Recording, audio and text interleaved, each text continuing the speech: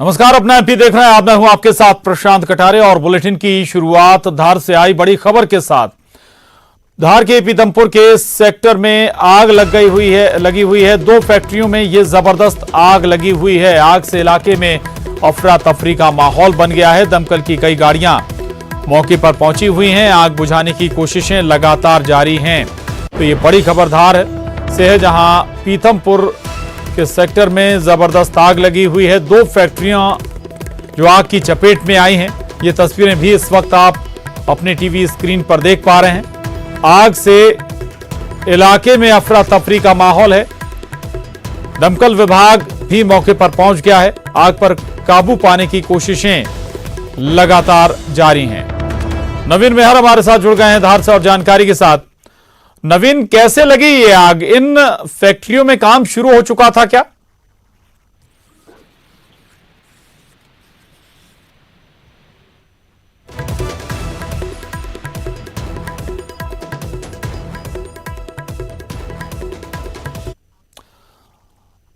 धार का ये मामला है। धार में दरअसल पीतमपुर सेक्टर में आग लग गई, जहां पर कई फैक्ट्रियां, ये औद्योगिक क्षेत्र है और कई फैक्ट्रियां यहां पर मौजूद हैं। 2 फैक्ट्रियां जो आग की चपेट में आई हैं और इस आग से अफरा तफरी जैसे हालात बने हुए हैं।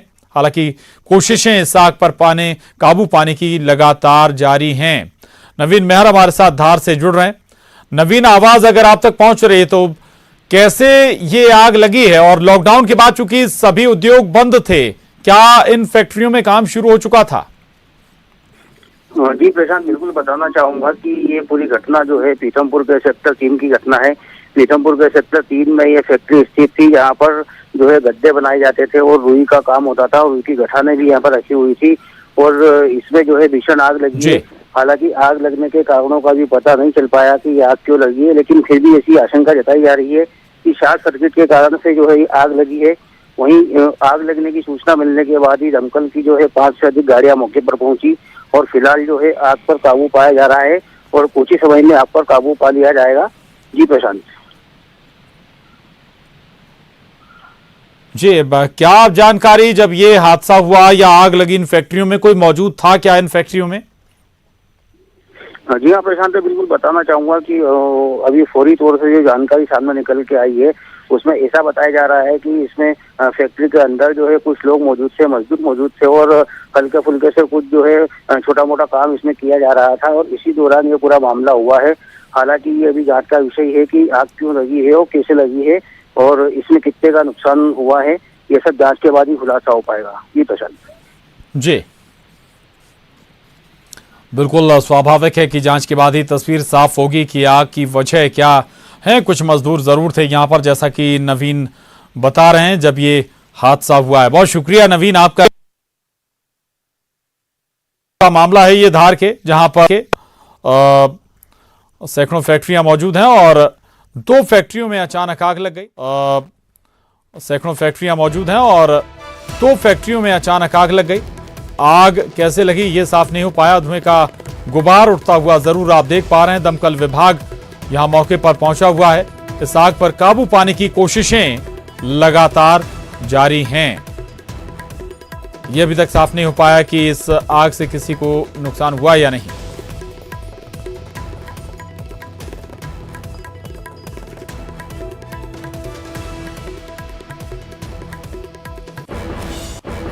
और अब एक और बड़ी खबर का रुख कर लेते हैं। ये बड़ी खबर इंदौर से है, जहां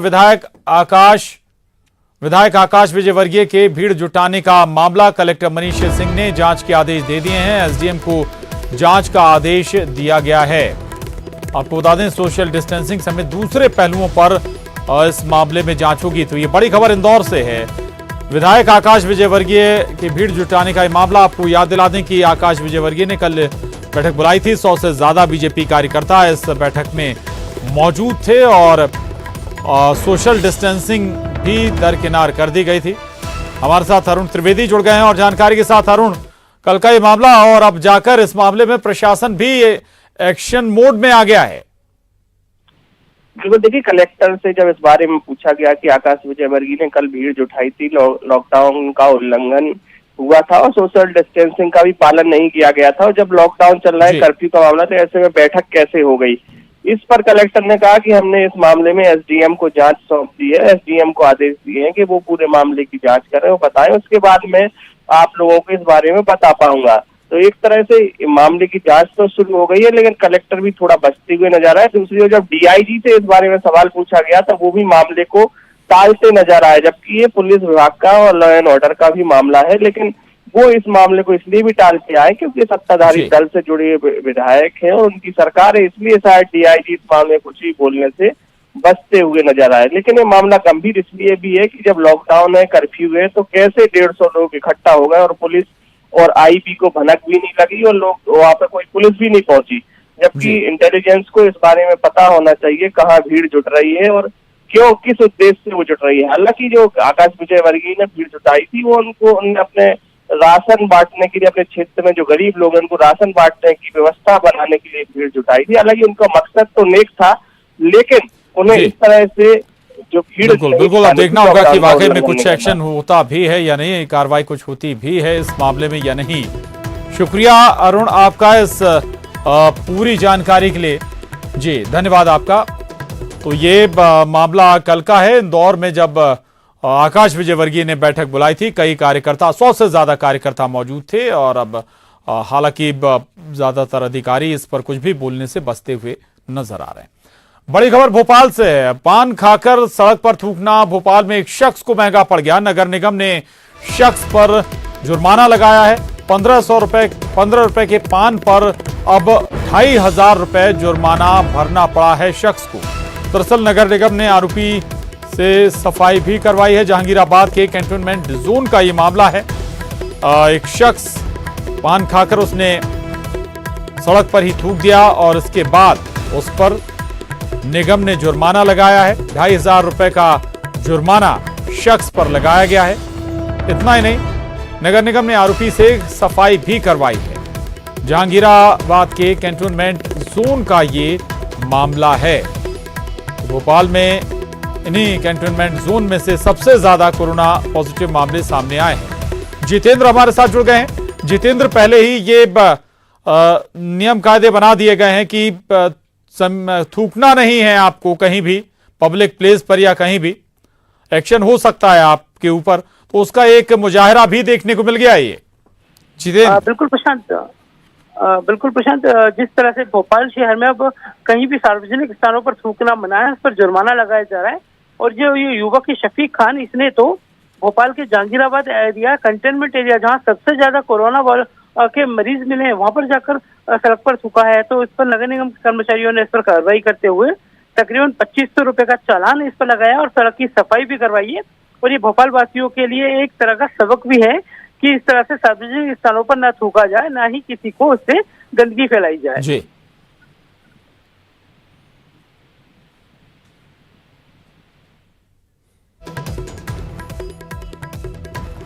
बिल्कुल, ये सबक भी है, संदेश भी है कि ऐसा अगर आप करेंगे तो आपके खिलाफ भी एक्शन हो सकता है। बहुत शुक्रिया जितेंद्र आपका इस पूरी जानकारी के लिए, धन्यवाद। तो करते हैं अगली खबर का और अब आपको बताते हैं कानून में बदलाव की। श्रम कानूनों में प्रदेश में अब दुकानें खुलने की समय सीमा सुबह 6 बजे से रात 12 बजे तक होगी।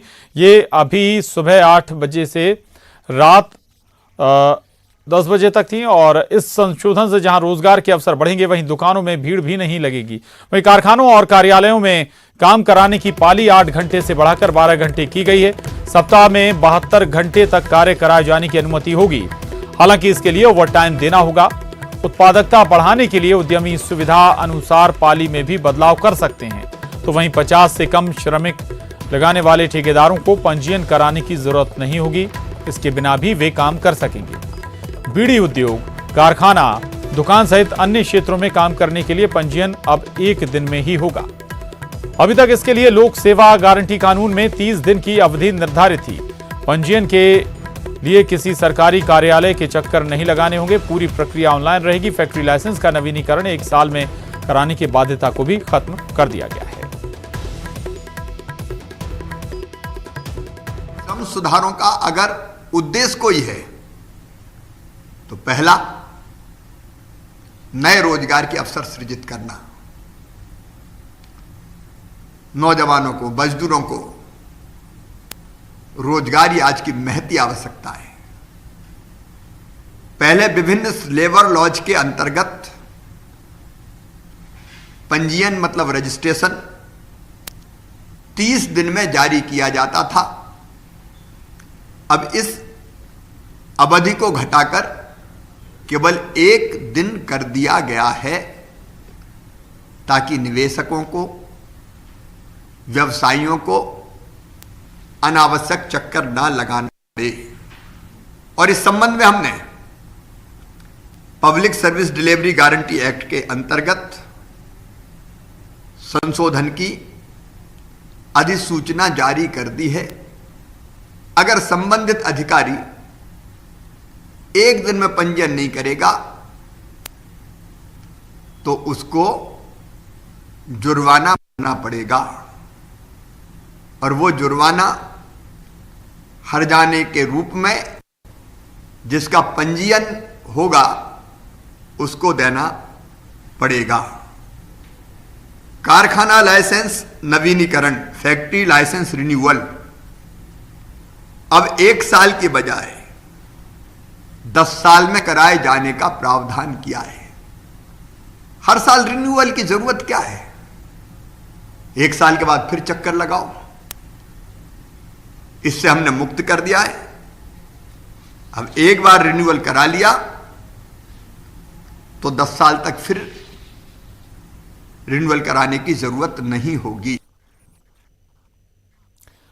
अनुराग श्रीवास्तव हमारे साथ भोपाल से जुड़ गए हैं। अनुराग, मध्य प्रदेश में श्रम कानूनों में यह बड़ा बदलाव और आमूलचूल बदलाव या परिवर्तन भी हम इसे कह सकते हैं, ये कोशिश है मध्य प्रदेश की अर्थव्यवस्था या आर्थिक गतिविधियों को गति देने की। बिल्कुल प्रशांत, देखिए जरूरत इस बात को लेकर है कि लॉकडाउन खत्म होने के बाद प्रदेश में निवेश किस तरीके से बढ़ेगा और किस तरीके से औद्योगिक इकाइयों में काम तेजी के साथ शुरू हो सकेगा। नया निवेश आता है तो उसके लिए क्या व्यवस्था होगी, इसको लेकर अभी से रोड मैप बनाने की जरूरत है। और यदि सरकार ने श्रम कानूनों में बदलाव करने का फैसला किया और यदि इसका असर होता है तो निश्चित तौर पर ये जो बेपटरी औद्योगिक इकाइयां हैं या श्रम जो विभाग की जो कार्रवाइयां हैं वो जो बेपटरी हो चली है वो दोबारा पटरी पर आ सकेंगी। और इसके लिए जरूरी है कि अभी से प्लानिंग की जाए। और शायद शिवराज सिंह चौहान ने यही सोचकर आज जो नया खाका है उसका ऐलान कर दिया है कि किस तरीके से कारखानों में काम करने का समय होगा, चाहे वो शिफ्ट के तौर पर हो। अभी तक जो शिफ्ट का समय था वो 8 घंटे से ज्यादा कोई मजदूर या कर्मचारी काम नहीं कर सकता, लेकिन अब 12 घंटे तक 3 शिफ्टों में काम किया जा सकेगा। रात में के समय भी काम किया जा सकेगा और साथ में महिला जो कर्मचारी हैं वो IT कंपनियों में भी काम कर सकेंगी, इस बात की भी छूट दी। और सबसे बड़ी बात जो है कि अभी तक लाइसेंस और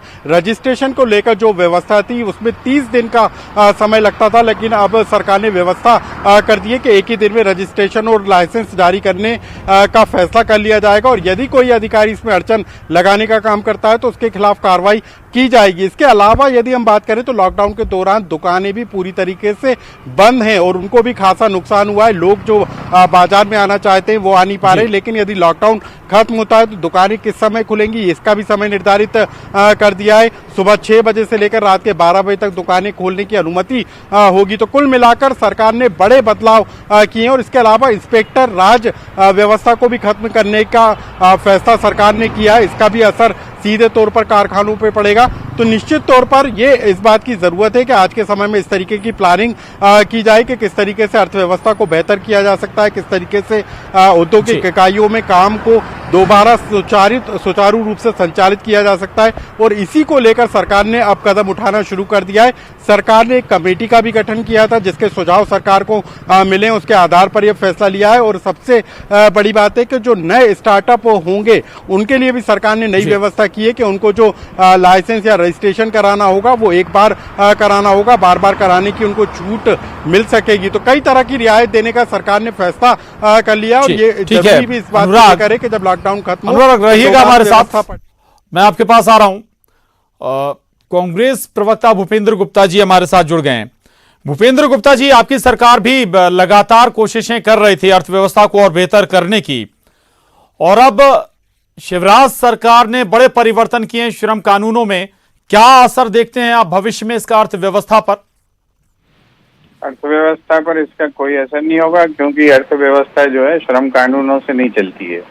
वो जो है उत्पादन से, निवेश से चलती है, और उत्पादन अगर बढ़ेगा, निवेश अगर बढ़ेगा तो अर्थव्यवस्था पे असर होगा, कंजम्पशन होगा, मार्केट होगा, तो अर्थव्यवस्था बढ़ेगी। वो कोई श्रम कानून से थोड़ी चलती है। तो इसका जो है इस तरह का जो प्रोपेगेंडा अगर हो रहा है, सरकार कर रही है, तो ये जो है इसका कोई अर्थ नहीं है और इससे कोई परिणाम सामने नहीं आने वाला है। इससे जो है सरकार को, जो अगर अर्थव्यवस्था पर सरकार चिंतित है, तो उसको मूल रूप से जिन चीजों पर ध्यान देना चाहिए वो ये है कि अगर आज मान लीजिए जो उद्योग मध्य प्रदेश में किसी भी तरह से हिम्मत करके अपने आप को शुरू करता है, तो उसका जो है उसका कंजम्पशन कहाँ होगा। तो इसमें सरकार इस बात की घोषणा करे कि जो मध्य प्रदेश की इकाइयां हैं उनका जो उत्पाद है वो सरकार खरीदेगी। सरकार के जो विभाग हैं जिनमें उनकी खपत होती है, तो वो मध्य प्रदेश की इकाइयों से खरीदेंगे, तब मध्य प्रदेश की इकाई खड़ी होगी और जो है उनको रियायती दरों पर जो है रॉ मटेरियल उपलब्ध कराएंगे। ये पहले व्यवस्था थी, इस व्यवस्था को चालू करेंगे तो इसमें सरकार के अर्थव्यवस्था सुधार सकती है। अकेले श्रम कानून कोई इसका हिस्सा थोड़ी है। श्रम कानून में ज्यादा से ज्यादा आप जो है ये सभी पूरे देश भर में इस बात की मांग है कि 8 घंटे की बजाय 12 घंटे जो है प्रोडक्शन और कंजम्पशन दोनों सुनिश्चित करने होंगे जी, दोनों सुनिश्चित करने होंगे। लेकिन शिवराज सिंह चौहान एक बात और कह रहे हैं। वो कह रहे हैं कि बाहर के जो दूसरे राज्यों से या दूसरे देशों से भी उद्योग जगत को आकर्षित करने की कोशिश है। सिंगल विंडो सिस्टम का वो जिक्र कर रहे हैं कि अब कई विंडो पर नहीं जाना होगा आपको अपने उद्योग के क्लियरेंस के लिए, एक दिन में ये क्लियरेंस होगा। भूपेंद्र जी, अगर जो है आप पिछले 15 साल का प्रचार देखें मध्य प्रदेश सरकार का, तो ये सिंगल विंडो जो है 20-25 बार खुल चुकी है और हर बार यही नारा लगाया जाता है सिंगल विंडो। इसका मतलब पिछले जो 14 बार में आपने सिंगल विंडो खोली थी वो फेल थी या खुली नहीं थी। तब तो आप अभी 16वें साल में फिर कह रहे हैं कि साहब हम सिंगल विंडो खोलेंगे। तो ये चीजें सोचने की हैं कि घोषणा करने से जो है किसी भी राज्य में या किसी भी मानव समूह में परिवर्तन नहीं होते हैं। उनकी डिलीवरी कितनी हो रही है, उनका एग्जीक्यूशन कितना हो रहा है, इस पर सरकार को चर्चा करनी चाहिए। और रोज नाम बदल के नीतियां बदलने से प्रदेश का विकास थोड़ी होगा। उस पर जो है कॉन्क्रीट चर्चा होनी चाहिए कि रोड मैप क्या है और इसके जो है परिणाम कहां से आएंगे। रजनीश अग्रवाल जी भी हमारे साथ जुड़ गए हैं, मैं लौट रहा हूं आपके पास। रजनीश जी, भूपेंद्र जी कह रहे हैं ये केवल थोथा प्रचार है और केवल रोज रोज नीतियां बदलने से बात नहीं बनेगी। देखिए, थोता है या पक्का है, ये भूपेंद्र जी का सर्टिफिकेट या कांग्रेस का सर्टिफिकेट नहीं चाहिए। आज श्रम के नियोजन की आवश्यकता है। रोजगार केंद्रित जो उत्पादन है और उपभोक्ता की दृष्टि से उत्पादन है, वो मध्य प्रदेश उस दृष्टि से विचार कर रहा है और आगे बढ़ रहा है। हमें न केवल श्रम का नियोजन करना है, जो हमारे यहाँ मजदूर पहले से हैं और जो मजदूर आए हैं उसकी दृष्टि से भी, और हमें मध्य प्रदेश की अर्थव्यवस्था को भी तेज गति से अवसर जो बने हैं, जो चुनौती के सामने कोविड-19 के कारण आए हैं, उनको भी अपनाना है। तो मुझे लगता है कि सरकार उस रास्ते पर आगे बढ़ रही है। मुद्दों पर बात करिए ना, आपत्ति क्या है? थोता है, पक्का है, पिछले 15 साल का भी जिक्र कर रहे हैं भूपेंद्र गुप्ता जी, वो दौर भी याद दिला रहे हैं कि ऐसे बहुत सारे सिंगल विंडो सिस्टम बने।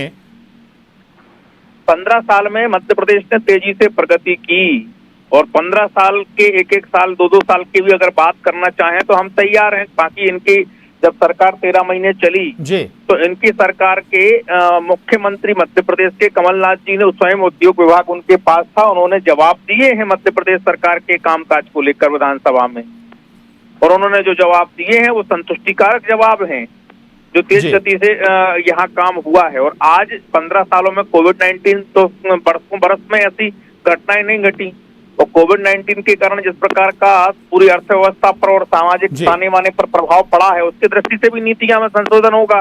मैंने कहा श्रम का नियोजन भी करना है, उपभोक्ता की दृष्टि से। मैं आ रहा हूँ रजनीश जी, लौट रहा हूँ आपके पास। भूपेंद्र गुप्ता जी, कोविड-19 वाकई में ये विश्वव्यापी चुनौती है और ऐसी चुनौती के वक्त सत्ता पक्ष विपक्ष को साथ होना चाहिए।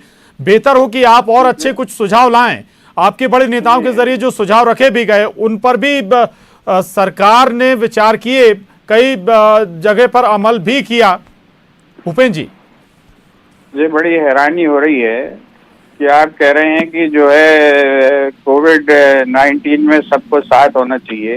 अगर कोई बात व्यक्ति जो है अगर सिद्धांत की कर रहा है और उसको आगे बढ़ने की बात कर रहा है तो इसे राजनीतिक विरोध बताना ये बहुत दुर्भाग्यपूर्ण बात है। ये राजनीतिक विरोध थोड़ी है।